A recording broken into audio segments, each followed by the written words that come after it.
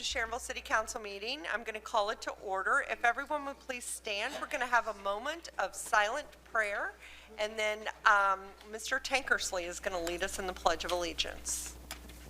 I ask everyone to keep the families who lost loved ones in Nashville in your prayers.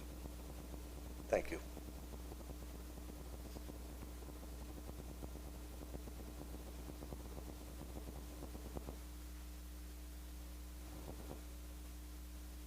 Amen. I pledge allegiance to the flag of the United States of America and to the republic for which it stands, one nation, under God, indivisible, with liberty and justice for all. Thank you. You can be seated. Roll call. Mr. Tankersley? Here. Mr. Wilson? Here. Mr. Coulter? Here. Mr. Lovett? Here. Mr. Cook? Here. Mrs. Knight? Here. Mr. Schmidt? Here. Thank you. Minutes from our March 14th regular council meeting. Are there any additions or corrections? Seeing none, those stand as written and distributed. Reports and communication, Mayor Hardman. Yeah, a couple of weeks ago, we had our employee recognition breakfast, and so part of that, we recognize folks who have been serving us for 5, 10, 15, 20, 25, 30, 35 on up years of service to the city of Sharonville, and we give out pins for folks that have been with us over those periods of time. Unfortunately, because of some delay on the part of the folks that we buy the pens from, they didn't come in time for us to distribute it that morning, but we did recognize folks, and those pens arrived literally that afternoon.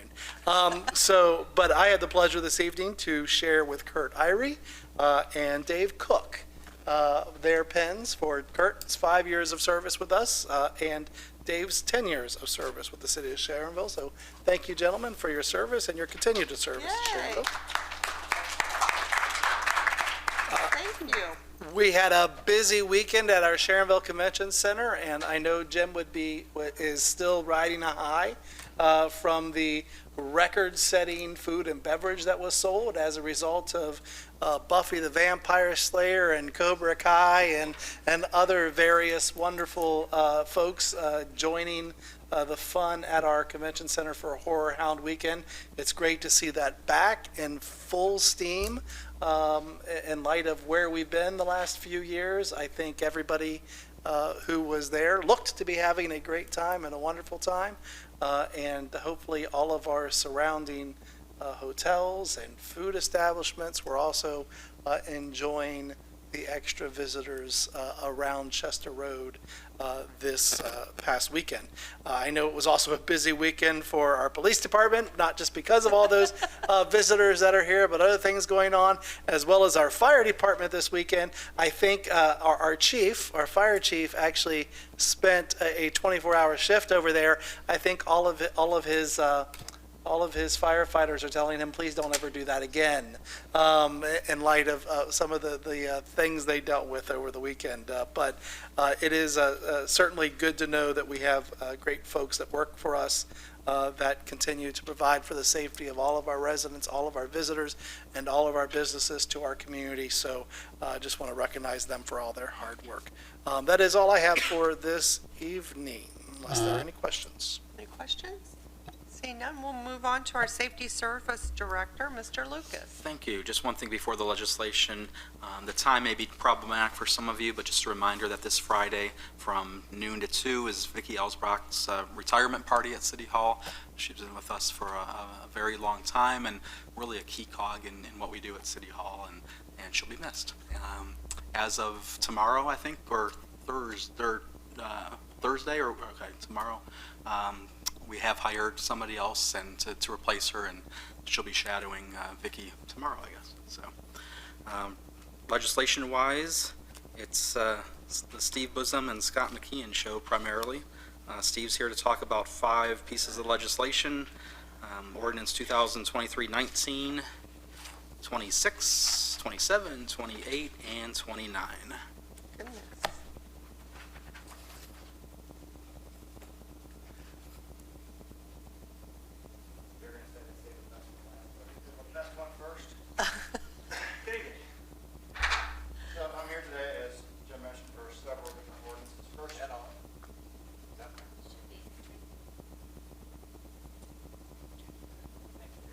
turned it on. Did you?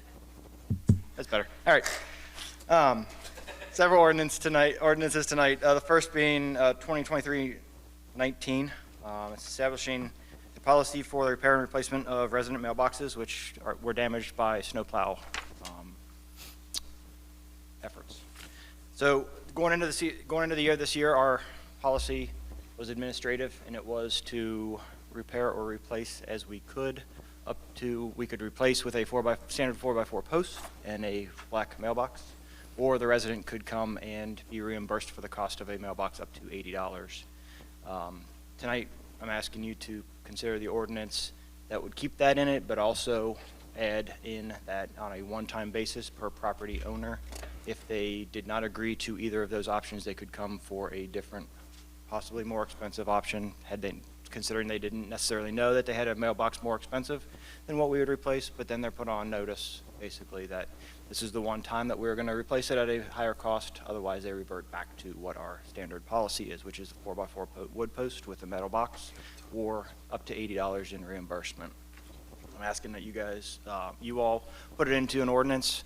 That way it puts the power in your guys' hands as opposed to in our hands. So that, and it's there. We can say it's an ordinance. So, any questions?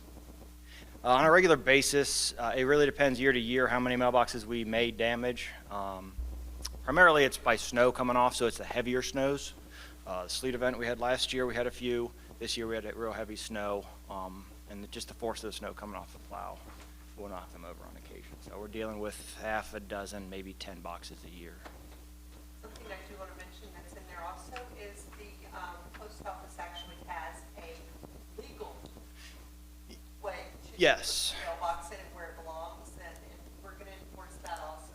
Yeah, any box that we replace will go back to post office standards in terms of how far back off the curb and heights. Any questions? Thank you very much. All right, 2023-26E. This would allow the Safety Service Director to enter into a contract for the design for the Mosteller Road improvements. This is what we went after OPWC award money for, and we're denied, and then we're given a little bit of money, and then we're given the rest of the money. And then from Jobs and Commerce, we're given another $100,000 towards this project. So this particular ordinance would be to allow us to enter into contract for the design of the work, to bid the work, and then to enter into a contract with a contractor that is lowest and best, assuming they're within the 10% threshold of the engineer's estimate. This is Mosteller Road from basically the 275 ramps to Crescentville, right there at the railroad tracks to Crescentville. Any questions? All right. Let's see. 2027E is authorizing Safety Service Director to enter into contract for the construction of sidewalk on Lebanon Road from Cottingham up to the Anchor properties. We came last year actually with an ordinance that was basically the same. However, we didn't have the right of entry for the property from the property owners at that time, and we were unable to successfully retrieve all of those rights of entry. Kleinger's went back to the drawing board, the one property that we could not come into communication with, and redesigned the project to eliminate the need for that right of entry from that property. And then, as with everything, it took a little bit more time, so the construction estimate has gone up. But we're ready to go ahead on out to bid with that project. So this would allow us to bid and enter into a contract with lowest and best. Any questions?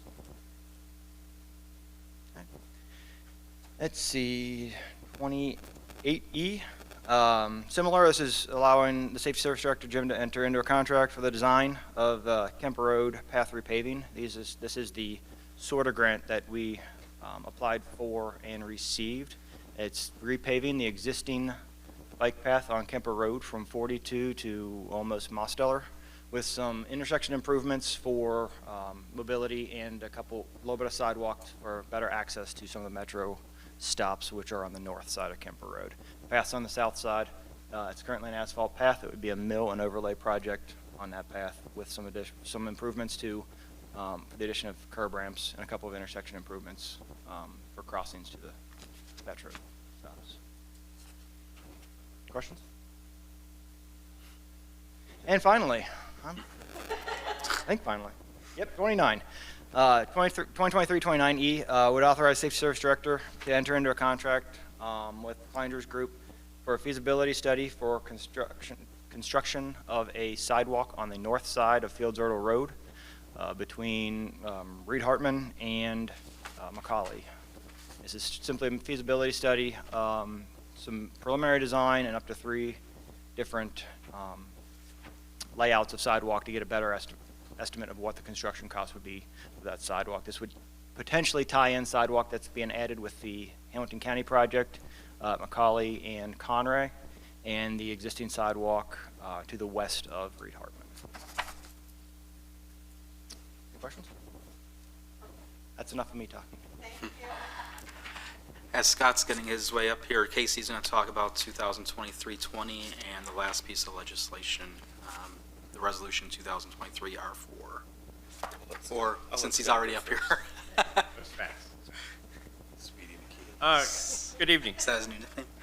I have going to speak on 3 ordinances tonight, mostly to do, or all to do with the ARPA, the American Rescue Plan. I sent out a chart earlier today to kind of help drive this home because there's layers and we're getting it from several different sources, and we've created 4 different funds for this.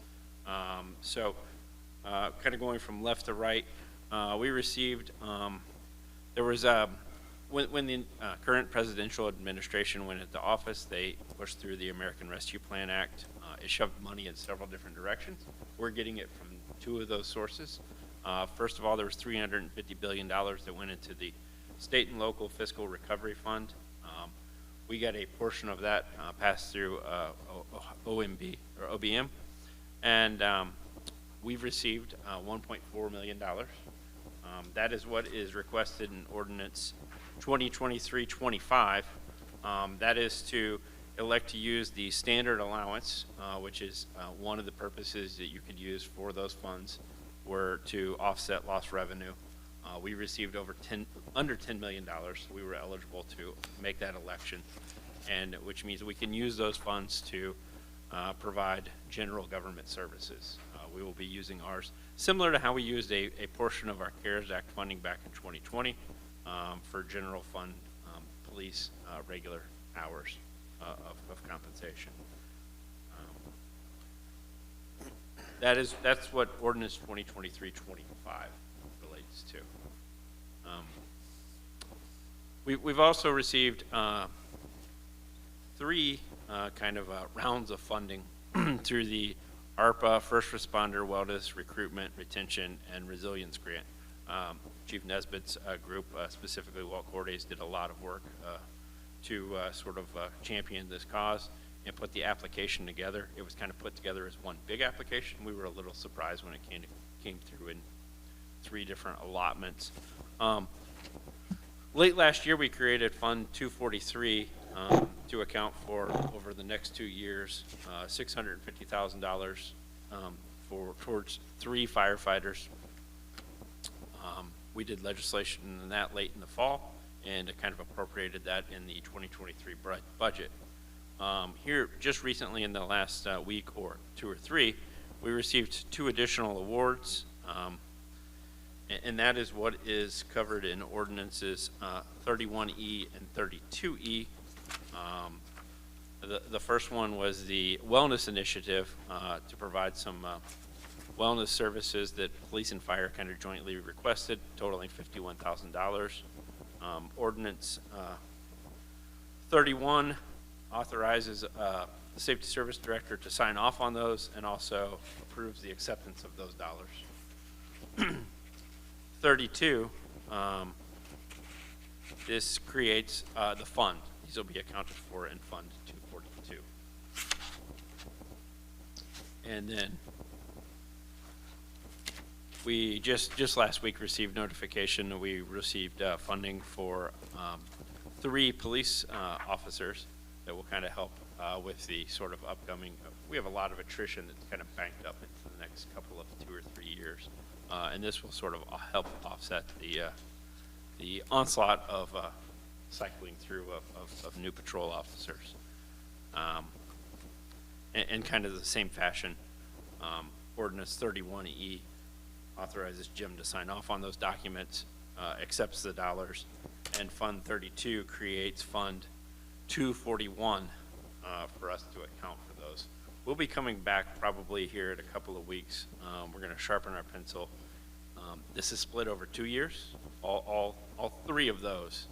The $1.4 million for the state local recovery fund, we will spend those here in the next quarter or two and cycle those dollars through and get them reported to the federal treasury that we have spent those.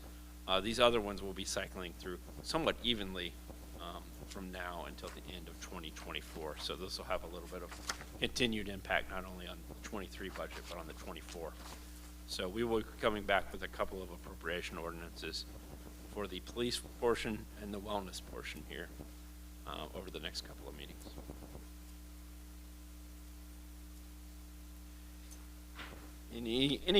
Any questions? I know it kind of got cumbersome there. And I kind of felt it too as I started to prepare the legislation, that it was coming through all these different directions. This one is a little bit more purpose-driven. I mean, with CARES Act, we actually had 5 allocations. They were more sorted based on the source of where they got passed through, because we got them passed through Hamilton and Butler County. And 4 of the 5 kind of had the common purpose, just different sources. So, any questions about those? Any questions? No? I think you've been explaining it very well. Thank you. Thank you.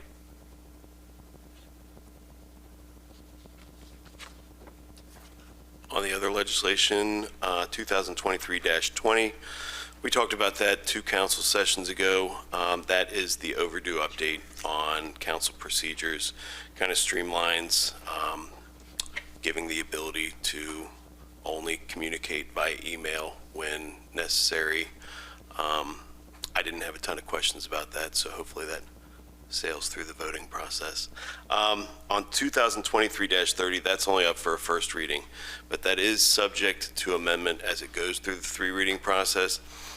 We had a modification to the high weeds, high grass ordinance within the past couple months, where we wanted to give code enforcement another tool. Instead of giving notification and waiting for a time period after a first violation, we got rid of that.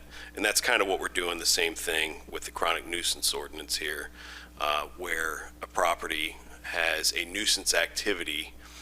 And one of the questions I think myself and other council members have gotten is, why does it take a while for nuisance activity to be abated once it's brought to the city's attention? It's because of our code.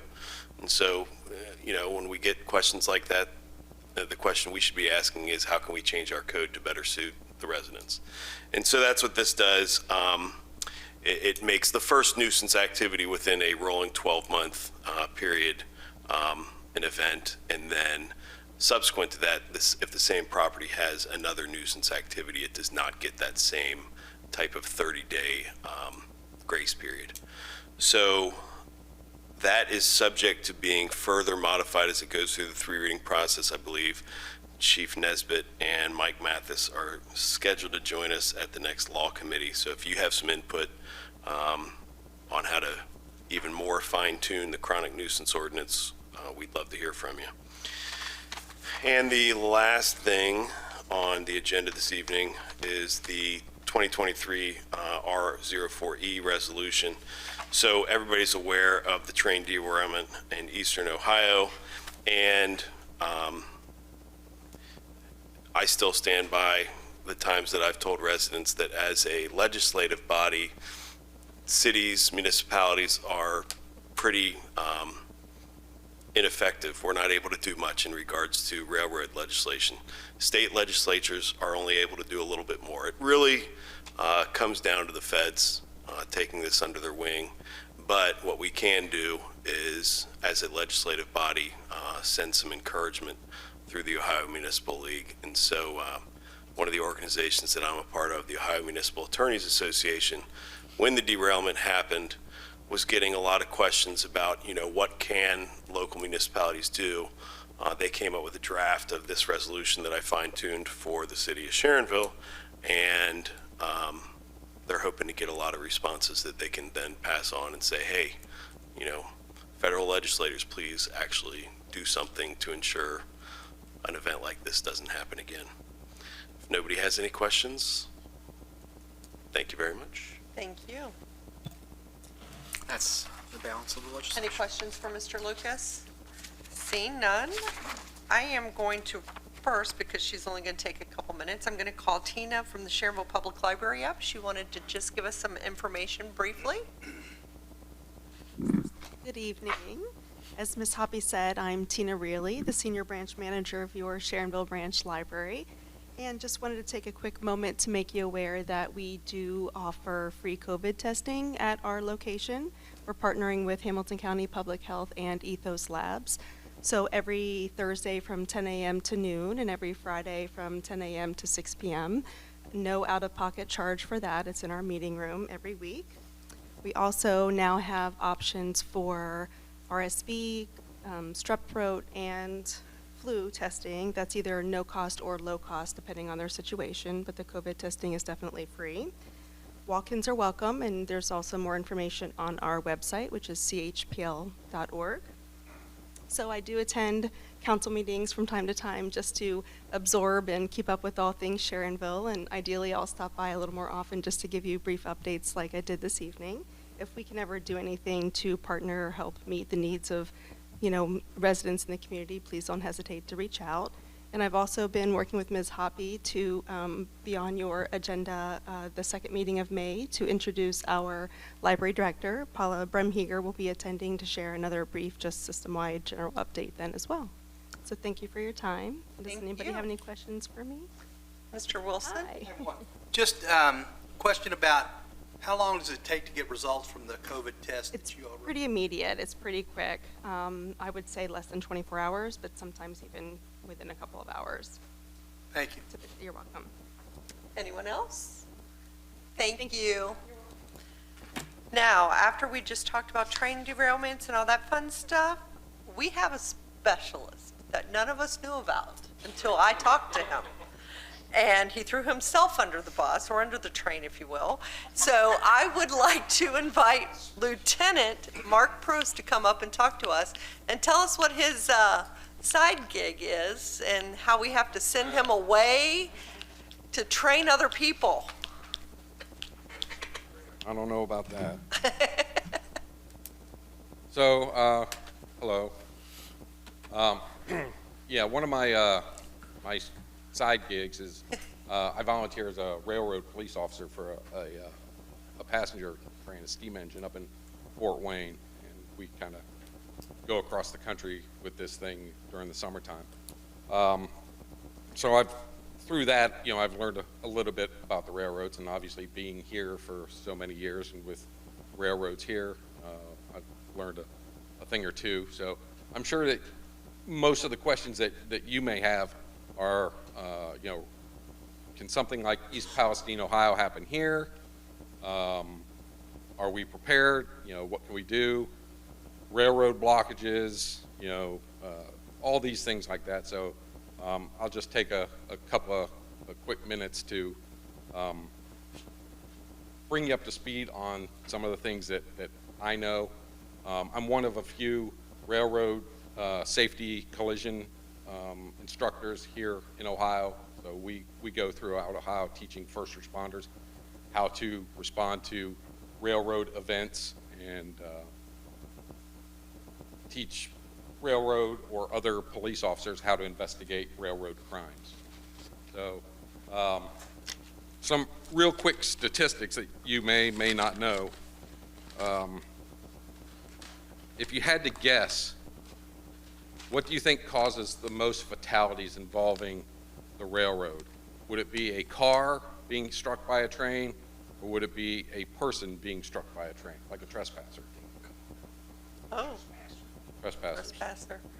Last year in the United States, collision fatalities was 273. Trespasser fatalities, somebody being on the tracks, walking on the tracks, was 675. So it's 3 to 1. There were 2,178 collisions last year. in the United States. So that's what we mostly deal with is railroad collisions, but you might be concerned about, obviously, the derailments. Last year, there were 1,164 railroad derailments in the United States. That's reported by the FRA, the Federal Railway Administration. If you average that out, that's 3 a day. Now, what does the FRA classify as a derailment? The wheels come off the track. That's a derailment. So it takes the railroad 20 minutes to put the train back onto the track. I mean, we all played with those little HO trains, you know, when we were kids, and it came off the track, we just put it back on. Literally, that's exactly what happens. Less than 2% of all derailments in the United States are where it's a massive one that you see in the news, where, you know, there's cars overturned and, you know, there's, you know, trains, you know, down an embankment, or, God forbid, you know, a chemical release of some type. So it doesn't happen all that often. You know, I'll equate that to an airplane crash. I mean, how often does that happen? Yes, it does happen, but it's very, very infrequent. Most derailments occur in rail yards. We have a rail yard, and it's just the wheel slipping off of a track, and they classify that as a derailment. So if you take a look at this, you know, these are stopping distances of various vehicles. You got cars, school buses, semi-trucks, passenger trains, and a fully loaded freight train at 55 miles an hour. How long it takes to stop. So if a train has an event of some type, it strikes a car or there's a derailment, it might not stop for quite a while if it's traveling fast.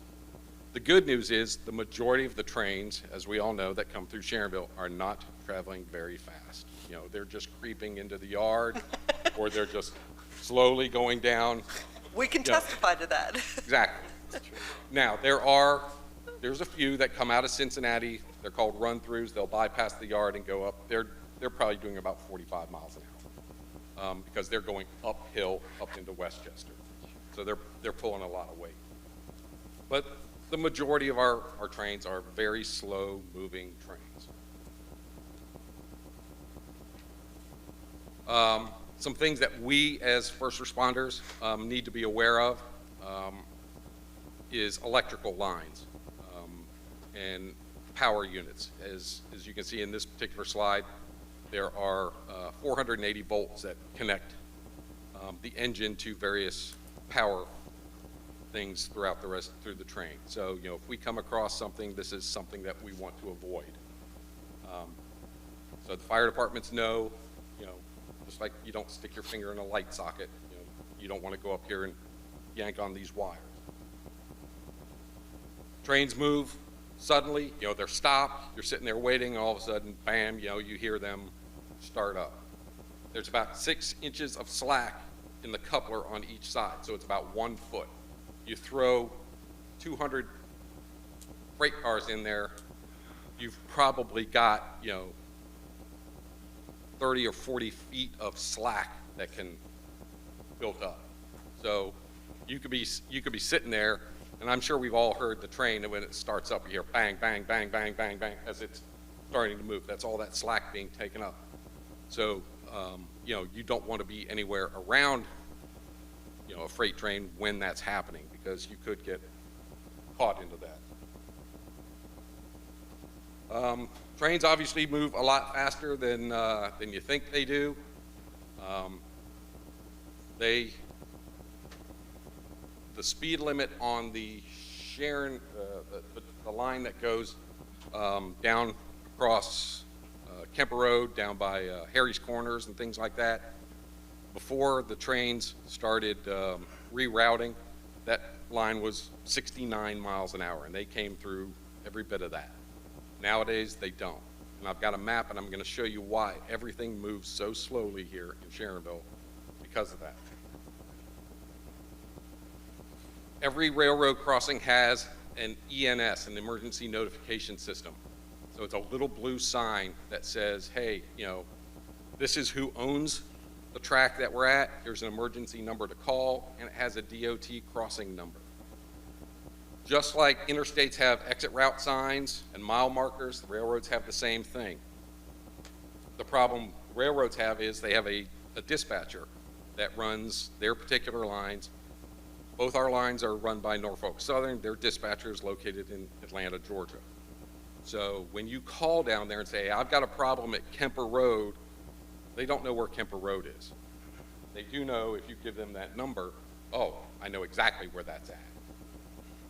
So, because they're managing hundreds and hundreds and hundreds of crossings throughout, their line. And keep in mind, these railroad companies are private companies. It's not the government. They're here to make money. So,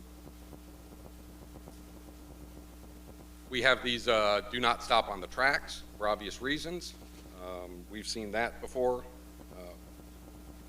I remember back, when Rob was, an auxiliary officer, and I was a new patrol officer, the Sharon Road crossing and the Kemper Road crossing didn't even have gates. They just had lights. And we were getting a fatal accident every 6 months. And we took it upon ourselves, just the one shift, second shift alone in 1 year, and we wrote about 1,500 railroad crossing violations, until we forced them to get some gates in here and stop the fatalities. The fire department, police department, everybody, we need to make sure that we are prepared to handle some type of an event. That's why pre-preparation is key.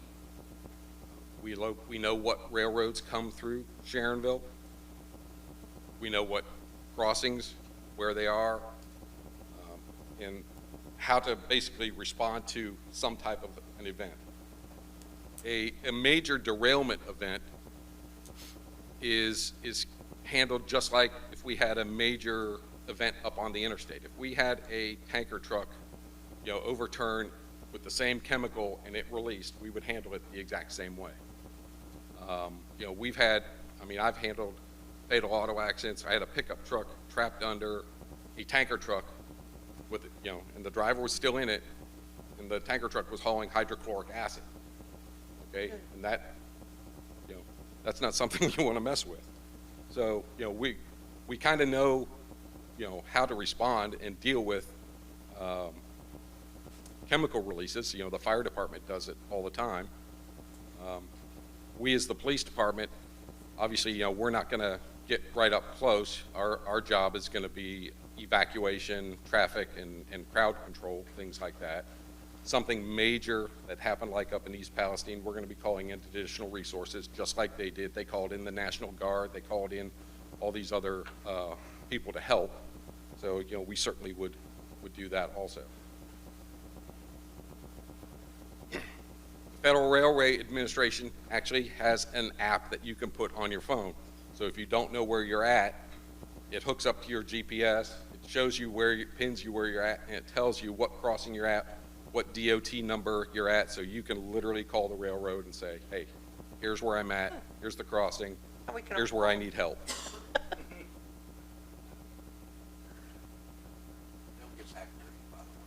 The main thing that we need to understand and we need to know is who controls the movement on our tracks? Who owns the railroad? Luckily, both ours are owned by Norfolk Southern. The bad news is the tracks on the west side and the tracks on the east side are in two different divisions. They're handled by two different dispatchers down in Atlanta, Georgia. The one on the left side goes all the way up to Chicago. The one out of the Sharon Yard going north up to Columbus and parts north is handled by, it's out of the Dayton district. So, if you call, down to Norfolk Southern, you really have to tell them exactly, where you're at, because it's going to depend on the dispatcher and them telling, what trains need to stop and what they need to do.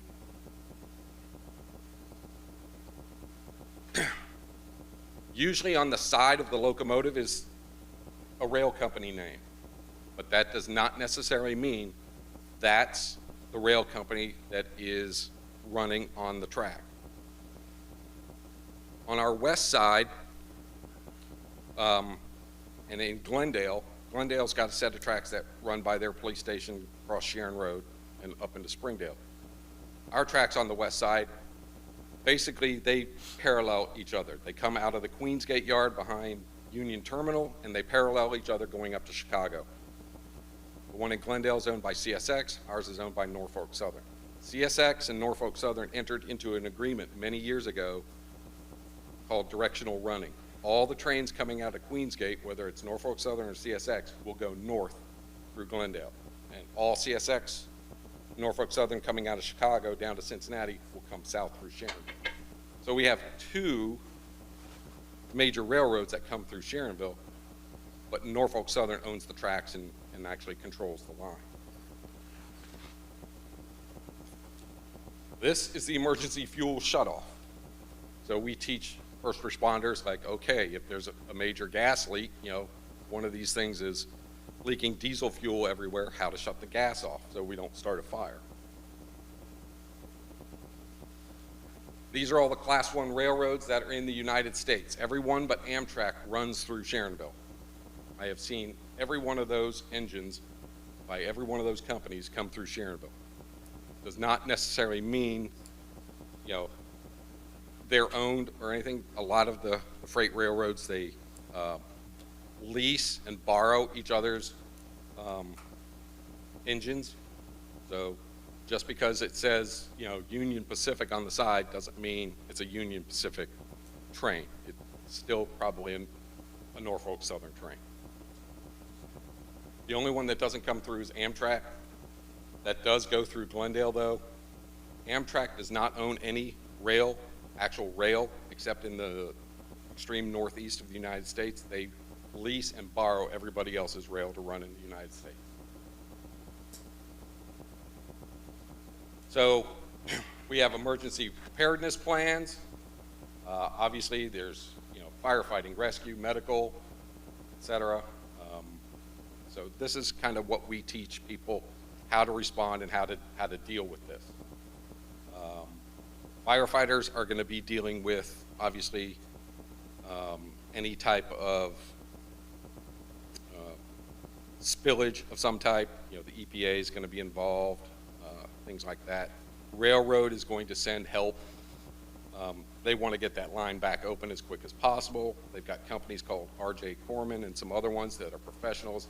They can rewrite engines and get trains off the tracks and out of the way and cleared, relatively quickly, as long as there's not a major event.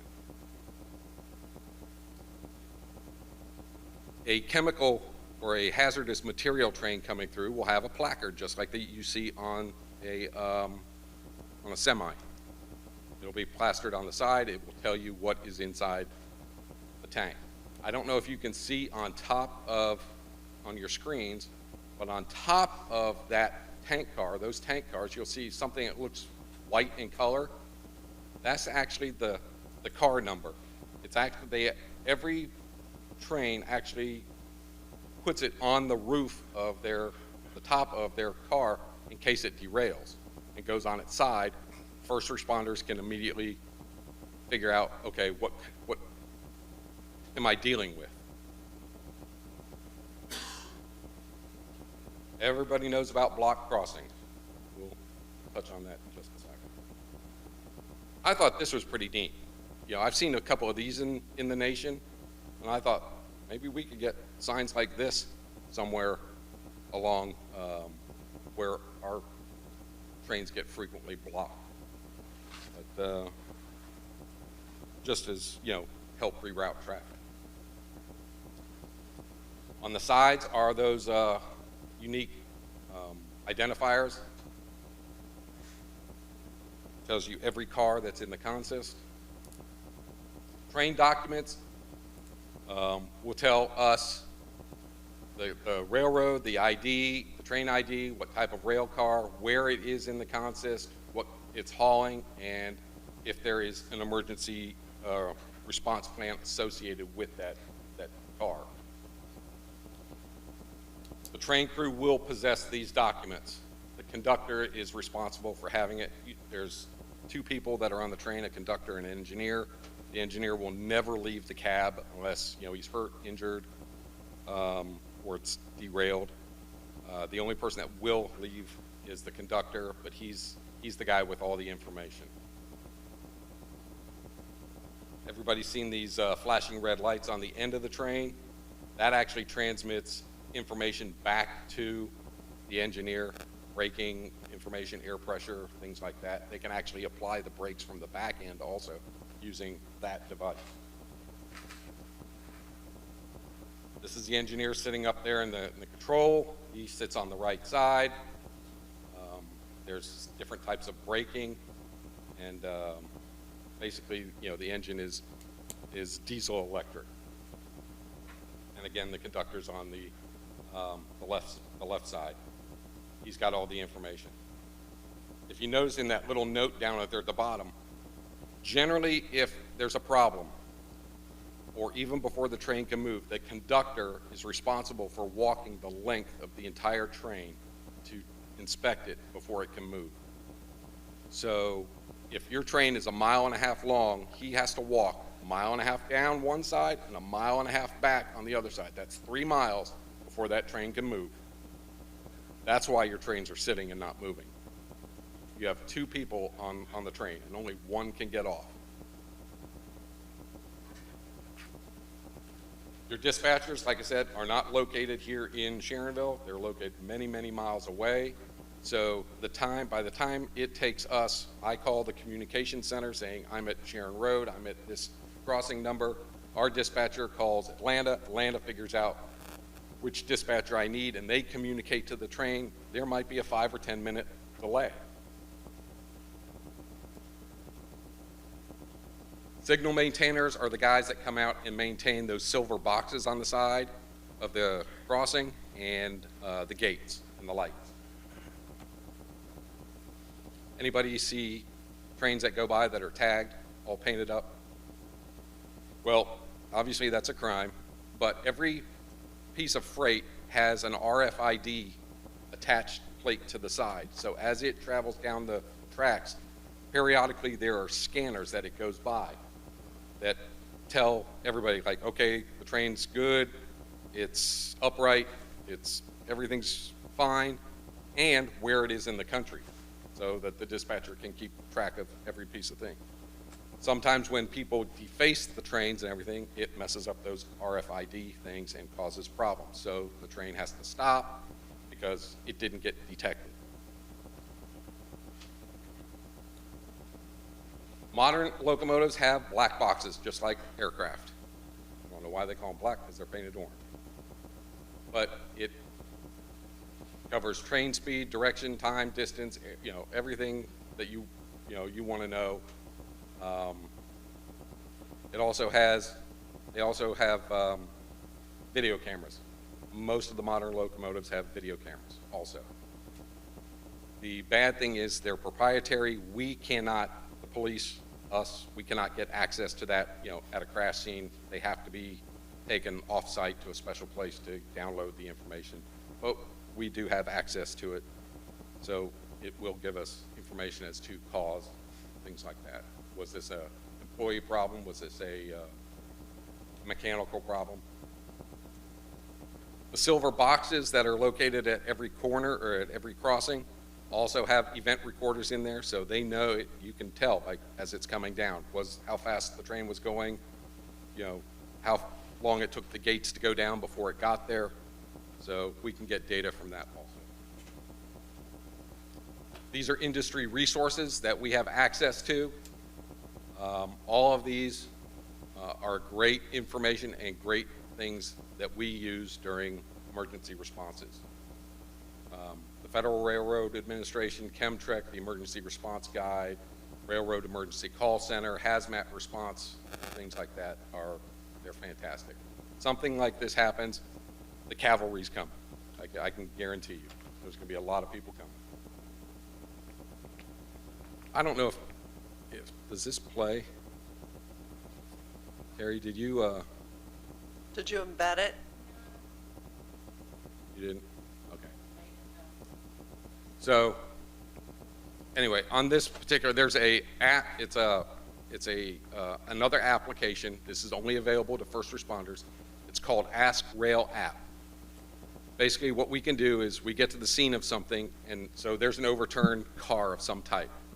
I take the number off the car, I put it into this app, and it tells me what kind of car it is, what it's hauling, what railroad it is, where it's at. It'll do by GPS, and tell me how to handle that particular piece of equipment. And again, this is just available to first responders only. So, we have instant information of whatever that railroad car is, whether it's a tank car, if it's, they're hauling corn syrup, whatever it might be. We'll know it right away. So that's just a little bit of information about the railroad and some of the things that, my presentation is generally 4 hours, so I condensed Well, it down thank to you. yeah. Out of 120 some odd slides, you got 20. Thank you. So you want to know why all our trains stop. So this particular map, if we turn it sideways, so you'll see this line, this track line here, and this track line here. This is the line that crosses Sharon Road if we go this way off the map. This is the line that comes out of the Sharon Yard. They meet right here at the old Newman Way crossing. So you got two lines that are merging into one. And obviously only one train can be on the track at a time. So that's why we've got trains that are blocking Sharon Road because they're stopped here. And they're 1.5 miles, 2 miles long. The back end's blocking Sharon Road because they're waiting for a train to come out of the Sharon Yard and go down here. And they can't proceed until this train is what they call a block. So everybody see those red and green signals, like what they see like right there at Hageman? That's between one of those signals and another signal is called a block. There has to be another block ahead of it. So it's got to clear that first block before the next one can go, just to make sure that nobody runs into the back. Down here, this line right here is the same line that I just showed you, but this is Mitchell Avenue. Mitchell Avenue and Vine Street right here. So this is the Norfolk Southern line coming down out of Sharonville, both lines. This is the CSX line coming out of Glendale. Guess what? They all merge right here. So now, not only is Sharonville's line and the CSX line merging, and this all goes down into Queensgate, which is down behind Union Terminal. So you've got trains coming in and coming out, and you can only get one on the track at a time. So that's why everybody's stopped. The ones in the yard, they block our crossing just because they're switching. So they'll pull up and they'll back in, grab a boxcar, pull up, back in, go down another line, pick up another boxcar, and they just keep doing that. Our yard is not automated. That is, the dispatcher can't just hit a button and flip a switch to send the train to go down a different track. The conductor has to get off the train, walk all the way back, manually flip the switch. They go back, he's got to connect the car, it's got to pull forward, and he does this 100 times. And each time he pulls out, goes across Reading and Hageman, flip it back, then he backs up. Gets another one, pulls forward. And it happens, 50 times a day. Well, that's what we need, automation. So, there you go. Well, thank you. Also, the East Palestine derailment. From what we know right now, that was an equipment failure, an axle.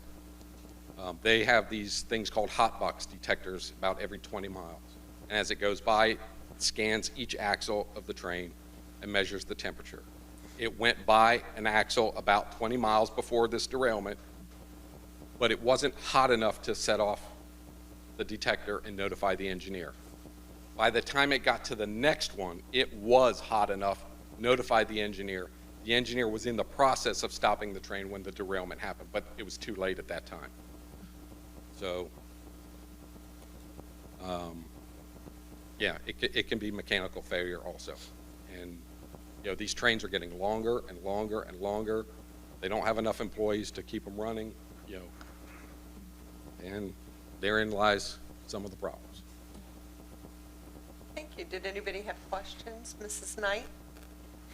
Yeah, today the train was stopped for an hour in front of the root beer stand, and my You boss. offer 'em root beer? Huh? Did you offer 'em root beer? No. Oh. There was no, I mean, it was a train. So my boss is like, okay, who do I call? Who do I call? So I'm going to give him this Norfolk Southern number to give them a call. Here's something even easier. Okay? Go to the Federal Railway Administration's website, FRA. They have a little tab called Blocked Crossings.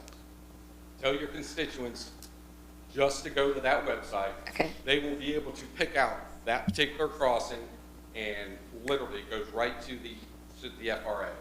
It tells them. And so what they're trying to do is gather a lot of data to see, like, okay, where are our problems? Are we gonna? We're still subject to the feds on, you know, what happens, but they are the place to gather data. You can call Norfolk Southern, and we want you to do that too. But, you know, if Well, now, at least now I have something to give him. Yeah. Okay, Eric, here's what you do now.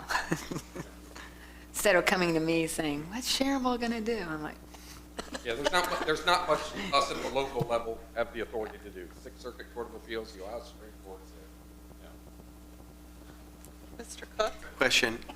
They used to have signs there, if the train was stopped for X amount of time, call this number. Is there a guideline of how long a train should be stopped before you contact? No, it's just stopped, crossing's blocked, then you can go ahead and call. Yep. Thank you. Anyone else? Mr. Wilson? I'll try to keep mine question to a short answer because you've been very informative. Thank you for that. Question, you said that it takes 20 minutes to get the train back on the rail if it's just derailed and not a major accident. And most of them happening in the rail yard, I believe you said. So is that equipment is it stored in the rail yard, or where does that equipment, or what equipment do we need for that?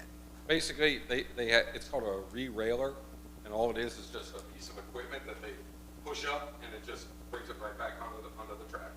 Okay, so it's a small Yeah. piece of equipment. Yeah, Okay. It's about this big, obviously made of steel, iron, and the locomotive will push the rail car right up and right back onto the track. Okay. Second question was, you said when there's a bigger derailment, you need to get a company like Corman. Oh, the railroad, Calling. as soon as you call and they have a major derailment, they're gonna be coming and they're gonna be calling professional people to come in to assist to rewrite, you know, they'll need cranes and things to rewrite, you know, overturn, things. So my question then is this, and assuming there's no explosion kind of thing, if you just got to turn over cars, you got to get them back on the track, and you're bringing in someone from Corman, first of all, what is the closest place where you get that kind of response, and how long would you expect it to be, roughly, just ballpark, before that train was back on the track and ready to move? If it's an overturn, they're not gonna put it back on the track. They're gonna grab the tractor, pull it off the track, and come back later, and, because once it's overturned, you know, it's damaged. They can't put it back on and, you know, just couple everything and hope that it works. They're gonna just basically pull it off and not necessarily scrap it, but come back and haul it out of there. They're not gonna put those things back on the track. Then how long would you expect the road to be blocked from something like that? If they stopped, you know, while I was on the, you know, blocking the road? Oh, it could be, many hours, days. Days, okay. I mean, there's I'm just- there's an RJ Foreman in Kentucky, and, you know, I and know there's it. there's one up right off I-70 in. I know there's Madison one in County. Lexington, but I didn't know if there was anything Oh, closer yeah, to that. there's one closer. Okay, So, all right, trust me, they'll fast track those guys up here. okay. Mr. Days, Lip- days was good, I appreciate that. Mr. Lippert? Sure. Lieutenant Bruce mentioned the Supreme Court of Ohio and the Sixth Circuit Court of Appeals. So the most recent decision that I'm aware of came out of the Supreme Court of Ohio, and I don't know if Lieutenant Bruce was aware of this, but Attorney General Dave Yost is appealing that Supreme Court of Ohio decision to the Supreme Court of the United States. He's trying to get them to accept cert, which is very unlikely. Mr. Schmidt? The question, Lieutenant. How do you determine in a situation like this, who is the incident commander initially, and does that incident commander change as these other agencies respond? How do you go about having one person call the shots? I got rid of it. Generally, I mean, the incident commander is going to be the fire department if it's a major incident. Right. You know, if there's going to be some type of spillage. You know, if an engine comes off, you've got diesel fuel, you got electrical, you got all sorts of contaminants. Even if it's just a car carrier that's loaded with a bunch of cars going from, you know, Detroit, Michigan to Tennessee, you know, you've got fluids in cars and things like that. So it's all going to be, the fire department's going to be the incident commander. They will bring in other people, other professionals who might then take over from the fire department as an incident commander. We'll probably call, obviously, if it's something big like that, I mean, Hamilton County's Emergency Management Agency is being activated. We're bringing in resources from all over, and probably somebody that is more versed in that will take over from our fire department. We're going to have a bunch of fire departments here. And I was just wondering how you determine who makes that decision, who it's going to be, or how, when that transition of authority changes.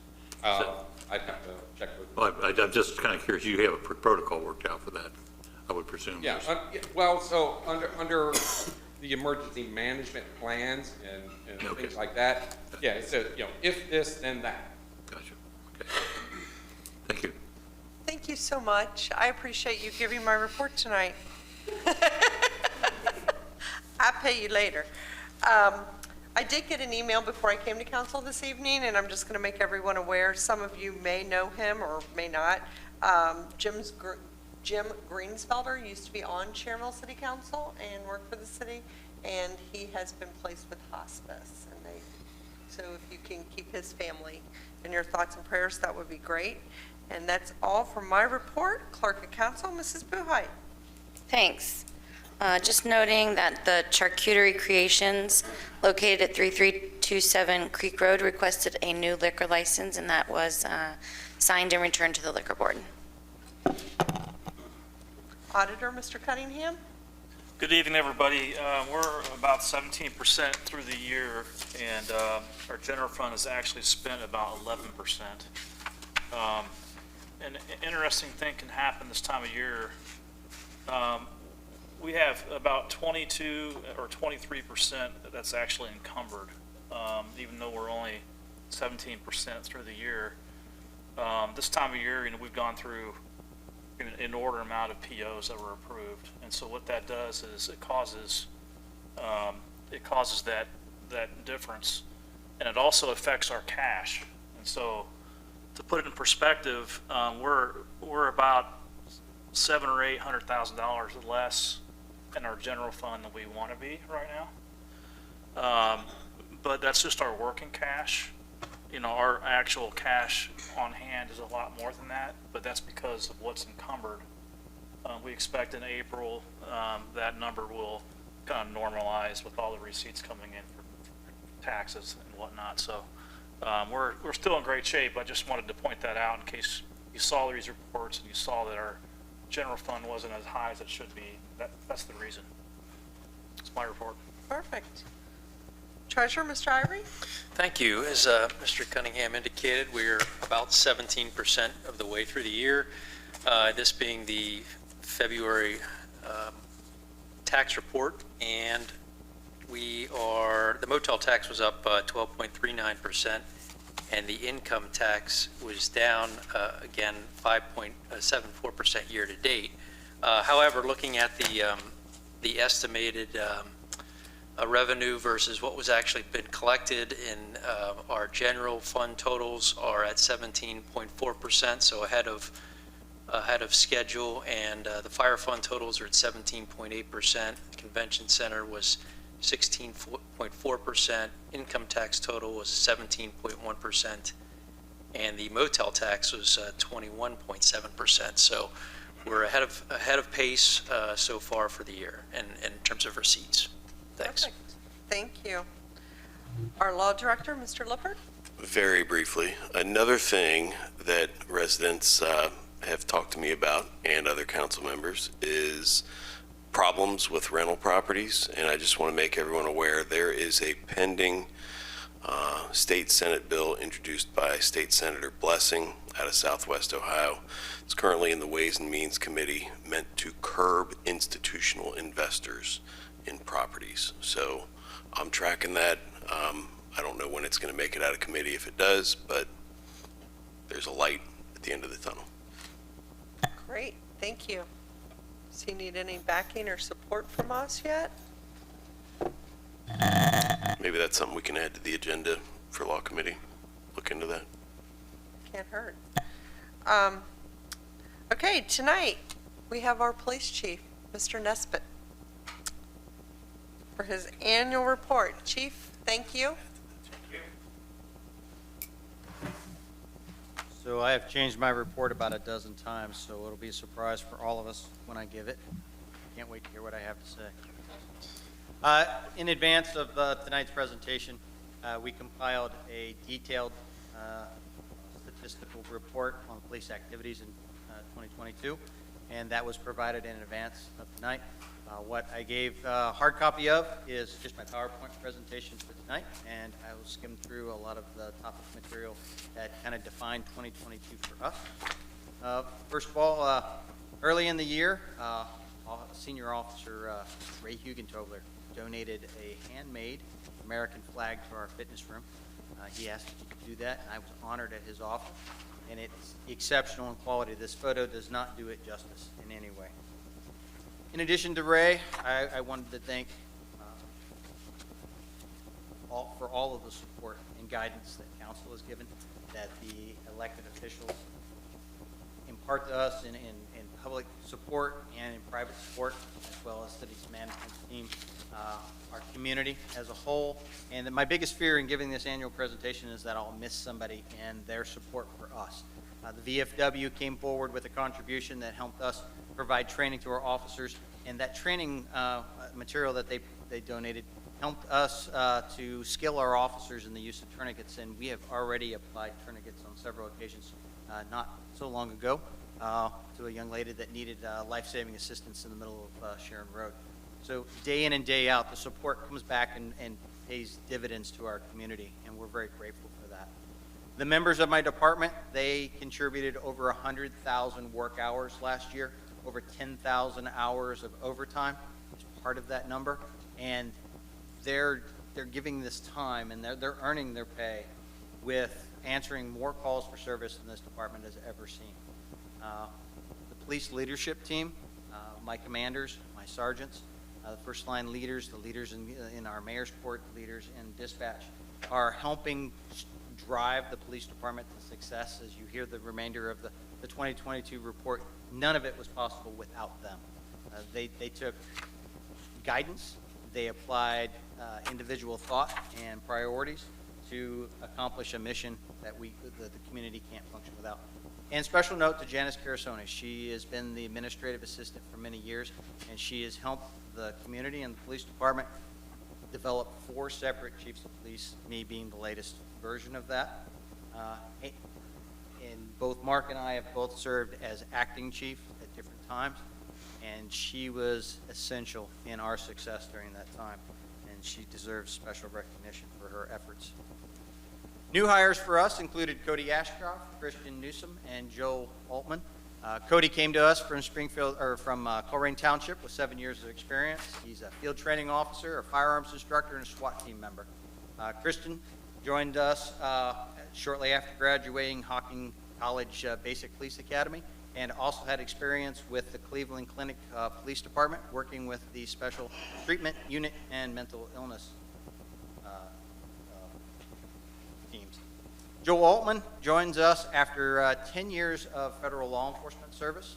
He is an author of children's books, a Coast Guard veteran, and still works as a bomb handling canine in support of national programs like the Super Bowl. In 2022, the police department welcomed back for the first time in many years interns. And this year, Kaylee Flem and Kira Daugherty were seniors at UC, and they had an opportunity to work with us during their internship and experience all the various aspects of Sharonville Police Department has to offer to the community.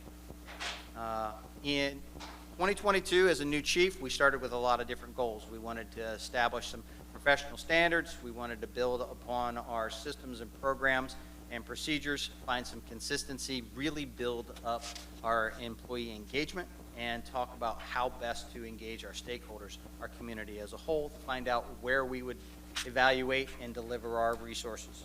And that's kind of an overview of what we hoped to accomplish in 2022. So we started with transformational change. The very first thing we had to do was, when I was promoted, there was no lieutenant. And transformational change is one of those terms that gets thrown around a lot. But it basically means that we looked at what we wanted to accomplish and what we wanted to look like and what it was going to take to do that. So we initiated a review of our policy manuals, which helps our officers and employees make informed, logical decisions so we can be consistent in our approach to delivering services. We also looked at our systems and our tools that were in place, including our record management system. The clerk of courts was part of originally the Peel 9 program, but working with the clerk of courts, we rapidly decided that wasn't fully going to meet their needs. So working with them, we identified an alternate records management system and helped put that in place, working through 2 different IT directors. And then we started staff meetings, and that just helped us do better communication. So a structured approach to transitioning individuals and teams, our organization as a whole, from its current state to a desired future state. So that led us to look at our 5-year plan and what we wanted to accomplish. We took the priority of people focused. We looked at our Guardian Track, which is a system that's in place that we have vaguely used or partially used over many years, but now we've ramped that up. So we went from 5 categories of monitoring employee performance to over 40. So it's giving more transparent communication, two-way, formally, something that was lacking in the past, or at least was perceived as lacking. And it's helping us help the individual employee meet their goals and expectations while identifying departmental goals, expectations, so that we're all working in the same direction. So it gave us purpose and focus. Best practices, policy, we wanted to create consistency and modern training to invest in the future. There's been a lot of talk about the turnover coming in my department. Next year we may see as many as 5 retirements, but we will see 11 or more in the coming 2 to 3 years after that. So there will a great deal of change in both the staff and the leadership model and institutional knowledge within the department. Leadership development, empowerment, decentralization, and transparency were essential elements for me. I wanted everybody to understand where they stood, where they stood, what we prioritized, and where we wanted to go. That was true for my staff, working with our city. That's everybody, different departments, elected officials, city management, as well as our stakeholders within our community, and to break down any organizational challenges that we faced. Focusing on employee engagement, we looked at the commander's intent. That's what I want the department to accomplish, and how we frame that, and how do we accomplish meeting the community's needs. We looked at the wards committee, and we started that back up so our employees can be recognized for exceptional performance. And we started rotating our specialized positions. For many years, our specialized positions had gone unchanged. So we started with new detectives, school resource officer, community resource officer. As an agency in DART, which is the Drug Abuse Reduction Task Force, Sharonville was an original founding member of that agency, but we had not had a member in DART since 2004. So 2022 was a new year for us to start that. We increased our presence in SWAT. which is the law enforcement equivalent to 911. It's who we call when we have an emergency. New tools and systems included PL9, Baldwin, Lexipol. Lexipol is our policy program. Flock, which we've talked about several times here. We are already seeing success stories with Flock. We haven't got any of those big headline stories, but we're finding a lot of investigative leads. It's helped us led us to finding a vehicle involved in a pedestrian hit skip. It's helped us find vehicles that are associated with suspects that are doing organized type criminal activity from state to state that are coming into our community. Axon, which was a major investment that we could not have done without your support, but it'll help us manage our electronic evidence much more effectively and reduce the overall personnel hours it takes to deliver evidence and community needs for our body cameras and car cameras. We worked with Mike Mathis as the hotel liaison to develop and expand the nuisance ordinance. It was mentioned earlier this evening even. Strategies and engagement with the hotels, develop partnerships and relationships, and how we could better make Sharonville a destination community. In 2022, the 20-year trend was a 73% increase in overall calls for service since 2001 to 2022, up about 8,000 calls for service. Now, 2001 is the last time that we added police officers to the police department, but in 2023, we are already earmarked to address that. We discussed that earlier with some of the grant money that's coming in, and also last year's commitment to add additional resources to the police department. We're hoping to raise our potential to meet the demands of the community.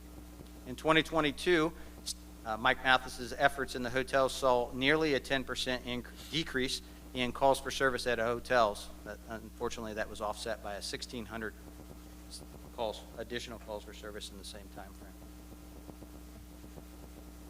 Part of our community engagement model was driven by Lieutenant Walt Cordes, who attended CLE. And as part of his CLE project, it was to identify what we could do with our resources and what tools you had given us for both personnel and equipment. And three areas were identified through our community survey and other surveys. But traffic enforcement and our presence in our communities were top winners as far as community interest, as well as drug enforcement. We were able to come up with plans that addressed all three of the top tier concerns of the community. Traffic safety proposal is one of those. As I mentioned earlier, 3 officers are going to be assigned to a traffic safety unit as we develop it, and we are in the hiring process now to make that a reality. In 2022, we had a variety of critical incidents, and it speaks to the demands on our officers. Many, many, many more calls than ever before are 2 and 3 officer type calls.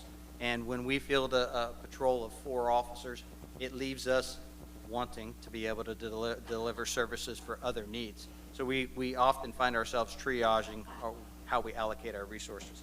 So our 2023 growth will help address that as well. Everybody remembers the Princeton school shooting hoax. One of the things that the growth in 23 is going to allow us to do is more training to be better prepared for that. But in 2022, we were able to conduct officer training, both in partnership and in solo engagement, so we could address threats in our community, not just at our schools, but certainly that was part of it. Leadership, it takes leadership to accomplish all of these goals and to deliver all these statistical success stories. So this is Sergeant Danny Lee graduating from STEP, which is the Supervisor Training Education Program. It is designed to help advance our leadership, and it is the first line school that we go to. Here, Walt Cordes is pictured at his graduation from CLE, which is the Certified Law Enforcement Executive Program. The department has only ever had 3 graduates from that program. It is a 14-month program. It's very intensive. But part of his capstone material was both how to engage the community and get feedback from them, and then how best to utilize that information and how we develop our training to meet those needs, and also what allocation of resources is most effective to meet those needs. So we have drawn greatly on his work, and as a graduate myself, it is a very worthwhile program. We have another sergeant that's enrolled in it as we speak.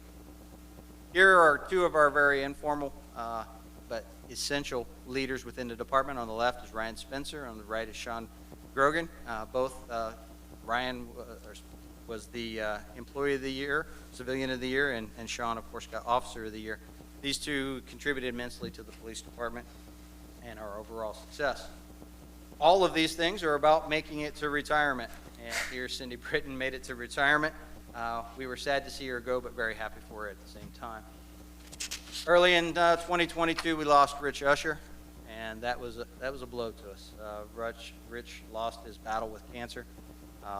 We rallied around the family and continue to support them. Every fall, you see us wearing beards, and the proceeds go in part to the family. And also in May, May 15th to be exact, was Steve Vanover's birthday, and we dedicated the building on that day. And we were grateful for all the support working through that loss. Our department is just part of this community, but this community is part of who we are. And in this picture, there's a montage of things that are there. Kevin at the pancake breakfast at the Goose. Jack, the winner of our best beard contest for the year. And our team as we rallied around Stephanie as she fought against cancer and continues to be successful in that battle. So in summary, that's 2022 for us. And we could not accomplish it without you all. Going forward in 23, we're going to keep doing more of the same. We're going to set some SMART goals, some stretch goals. We're going to keep identifying the challenges that we have and find out better ways of doing the business that we do to deliver services to this community. We're going to keep building our employees, and we're going to keep striving for success. Thank you. Does anyone have questions? Mr. Cook? When is Light Ohio Blue? Light Ohio Blue, it is a program that happens in the winter, and it is a time to show support for law enforcement as a profession. We offer light bulbs that you can put on your front porch to show your solidarity there, and there are other programs from year to year. It changes, but for the most part, that's the gist of it. Anyone else? Thank you very much for all you guys do. Yes, ma'am. Thank you.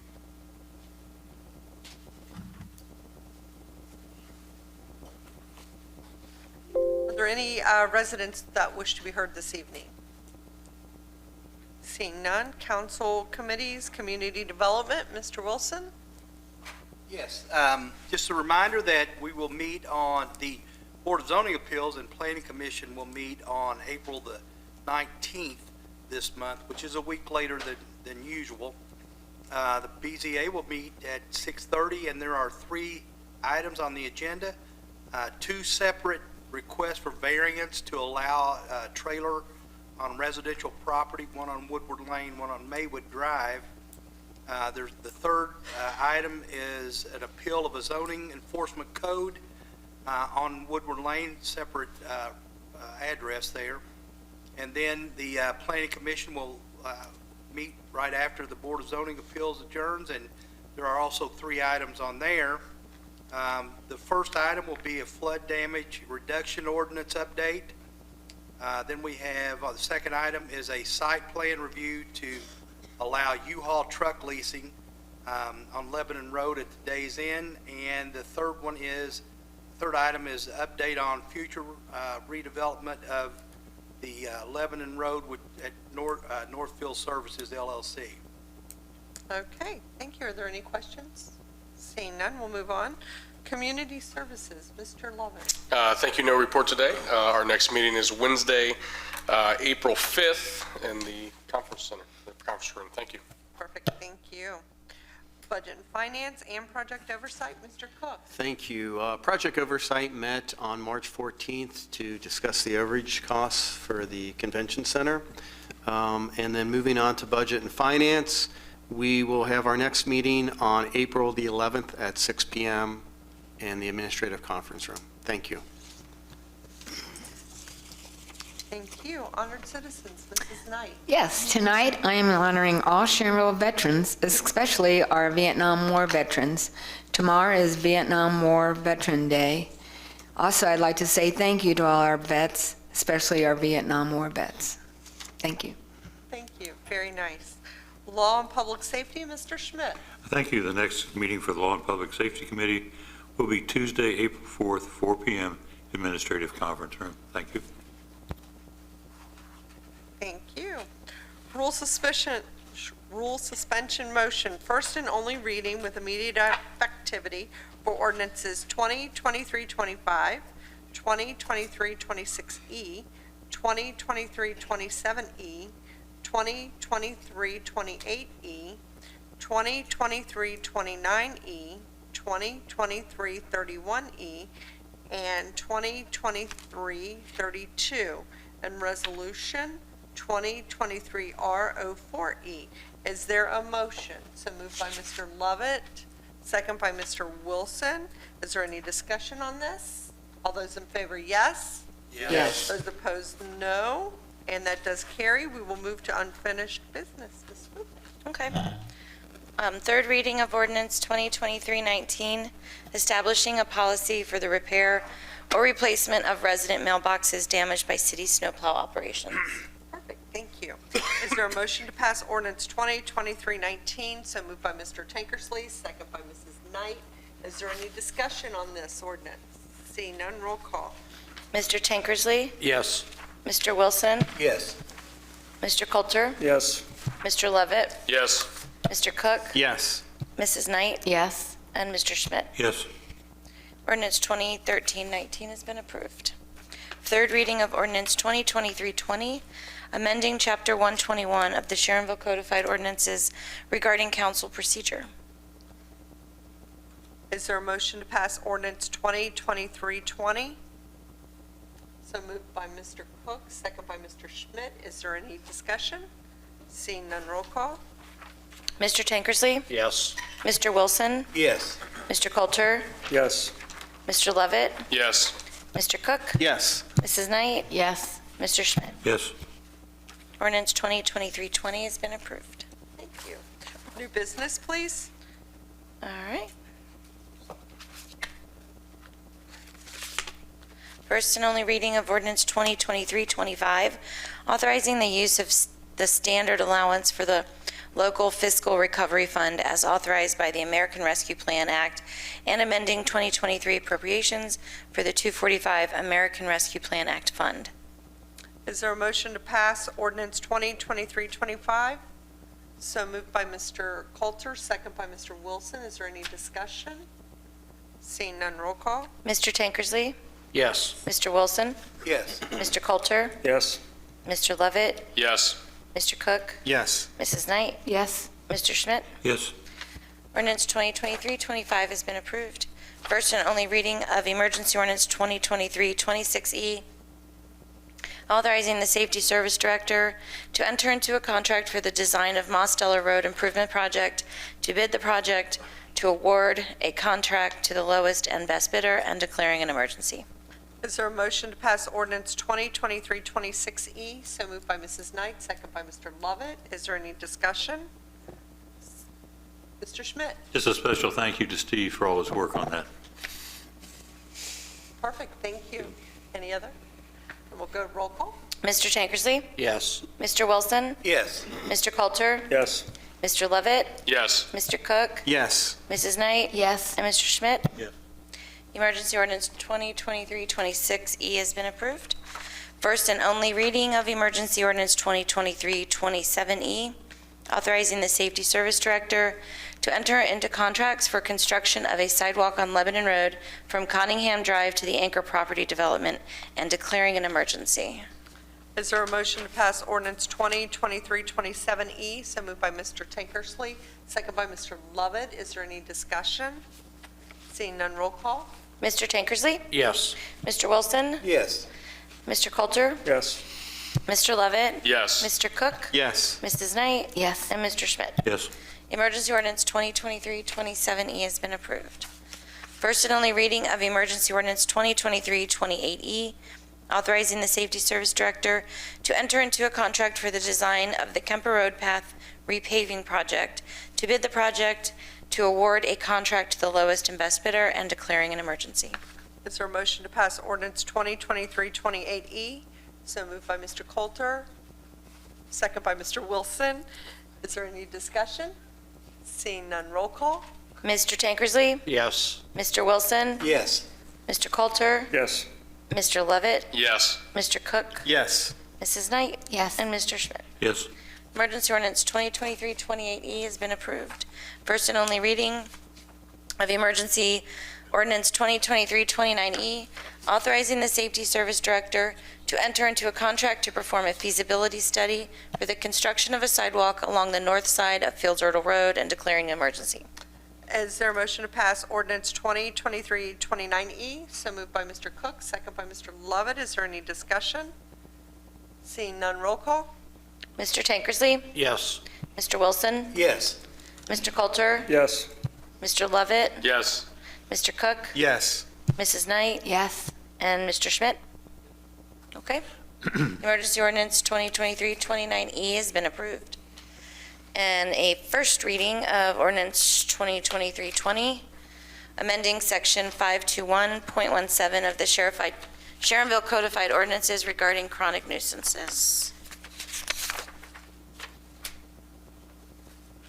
First and only reading of ordinance 2023-31E, accepting 2 additional ARPA First Responder Wellness Recruitment, Retention, and Resiliency Grant Awards through Ohio Emergency Management Agency, and amending the salary ordinance for additional police department staff and declaring an emergency. Is there a motion to pass ordinance 2023-31E? So moved by Mrs. Knight, second by Mr. Lovett. Is there any discussion on it? Mr. Just a second one, a special thank you to Scott for all his explanations at Law Committee, because it was really excellent, Scott. Thank you very much. Thank you. We like your drawings too. That helps us. Yeah, he has to work Law Committee through those, and he does a Yep. really nice job. Thanks, Scott. Thank you.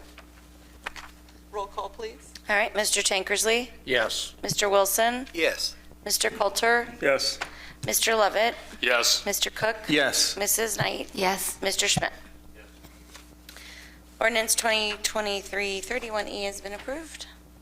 First and only reading of emergency ordinance 2023-32E, establishing ARPA First Responders Grant Police Fund, ARPA First Responders Grant Wellness Fund, and declaring an emergency. Is there a motion to pass ordinance 2023-32E? So moved by Mr. Tankersley, second by Mr. Coulter. Is there any discussion? Seeing none, roll call. Mr. Tankersley? Yes. Mr. Wilson? Yes. Mr. Coulter? Yes. Mr. Lovett? Yes. Mr. Cook? Yes. Mrs. Knight? Yes. And Mr. Schmidt? Yes. Emergency ordinance 2023-32E has been approved. First and only reading of emergency resolution 2023-R04E, urging the legislative branches of the federal government, as well as the state of Ohio, to enact legislation to further protect the citizens of the city of Sharonville, Ohio, from the inherent dangers of a train derailment on the tracks located in our city and declaring an emergency. Is there a motion to pass resolution 2023-R04E? So moved by Mr. Wilson, second by Mr. Cook. Is there any discussion? Seeing none, roll call. Mr. Tankersley? Yes. Mr. Wilson? Yes. Mr. Coulter? Yes. Mr. Lovett? Yes. Mr. Cook? Yes. Mrs. Knight? Yes. And Mr. Schmidt? Yes. Emergency Resolution 2023-R04E has been approved. Drop the mic. Another opportunity for residents this evening? No one wants to talk? Any other matters to be heard before council tonight? Seeing none, is there a motion for adjournment? So moved by Mr. Tankersley, second by Mrs. Knight. All those in favor, yes? Yes. Those opposed, no, and we are adjourned. There's cookies over there, peeps, if you want any cookies.